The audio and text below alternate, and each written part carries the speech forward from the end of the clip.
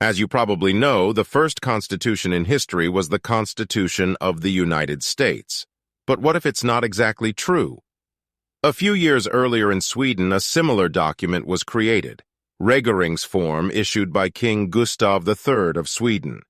Regeringsform introduced in the country enlightened absolutism, ending the Swedish era of freedom. But we can still go back in time. In 1755, the Constitution of Corsica was adopted. Time for its brief history. Corsica has been under the rule of the Republic of Genoa since the 13th century. In the 18th century, the Enlightenment also reached Corsica. The Corsicans realized their cultural distinctiveness and began the struggle for independence. The first uprising broke out in 1736. The rebels proclaimed the Kingdom of Corsica and elected Theodore von Neuhoff as king. The independence struggle quickly ended in defeat. The next generation of Corsicans wanted revenge for their defeat. When the international situation was favorable, the Corsicans began another uprising. In 1775, the Corsican Republic was proclaimed and its leader became Pasquale Paoli, the national hero of Corsica. In November 1775, the Corsican Constitution, written by Pasquale Paoli, was adopted. The Constitution provided the separation of powers between the Parliament, legislative, and the Executive Council headed by the President, executive power. The document was written in Italian language. Enlightenmentists, such as Jean-Jacques Rousseau, Voltaire, and Raynal, supported the independence of Corsica.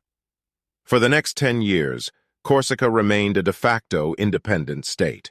In 1768, the Republic of Genoa ceded its rights to Corsica to France in exchange for the cancellation of its debts. Thus began the French invasion of Corsica, which ended at the Battle of Ponte Novo, where Corsican troops were defeated. The Corsican Republic fell in 1769.